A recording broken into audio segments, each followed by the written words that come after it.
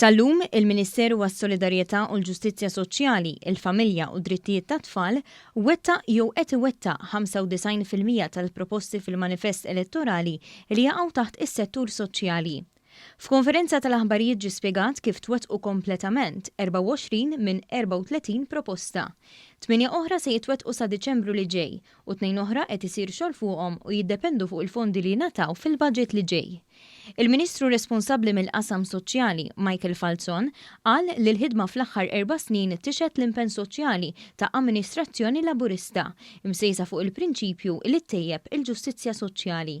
Semma l-pensjonanti u fakkar kif wara kwarta seklu ta' pensjoni friżata fit-8 snin li ilu jamministra l-pajjiż Gvern Laburista żied il-pensjonijiet 6 darbiet.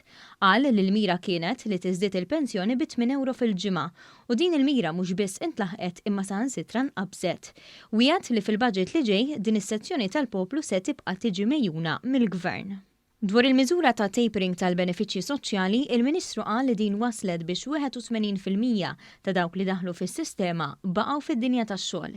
Il-maġġoranza 76% kienu nisa. Irrimarka wkoll li dawk fuq il-benefiċċju tal-qatt naqsu b'90% taħt din l-amministrazzjoni.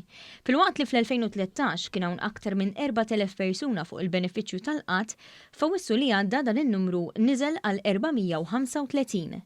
Il-Ministru qal li kien hemm 3 records assoluti minn kemm ilha tinżamm l-istatistika. Għandek 3 records assoluti fis-sens li llum pajjiżna għandu l-inqas numru ta' nies qatt li kellu jiddependu fuq dak li huwa l-benefiċċju tad-diżimpjieg. Hemmhekk kellna tnaqqis ta' 90%. Għandek imbagħad ir-rekord assolut ieħor li pajjiżna qatt ma kellu daqshekk nies fid-dinja tax-xogħol. Dak huwa rekord ieħor pożittiv u mbagħad ukoll pożittiv immens ngħid jien li inti il-numru ta' nies li għandek li jiddependu fuq is-servizzi soċjali minn 15,100 u iktar, illum qed nitkellmu fuq madwar 6,000, tnaqqis ieħor ta' aktar ma' 50%. Semma wkoll miżuri bħal Childcare B'Xejn, il-Club 3 to 16 u żieda fiċ-Children's Allowance li għenu partikolarment lin-nisa u ommijiet fid-dinja tax-xogħol. Il-Ministru Michael Falzon elenka anki l-għajnuna li ngħatat lil tfal vulnerabbli u familji li xtaqu jadottaw.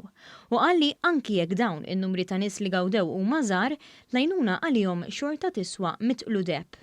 L-impenn huwa ċar li għonet aħna partit gvern amministrazzjoni verament ninvestu fin-nies. U għalina n-numri biss mhumiex biżżejjed. Ma nistgħux nagħmlu kif kien forsi jagħmel ħadd ieħor għax dawk qegħdin ftit ta' forja ta' biżhom. Kull min hu vulnerabbli għalina, kull min għandu bżonn l-għajnuna, irridu nkunu hemm biex nagħtu ilu. Il-Ministru temm jgħid li dawn huma l-aqwa riżultati politiċi li qatt jista' jkollok li tagħmel differenza fil-ħajja tan-nies.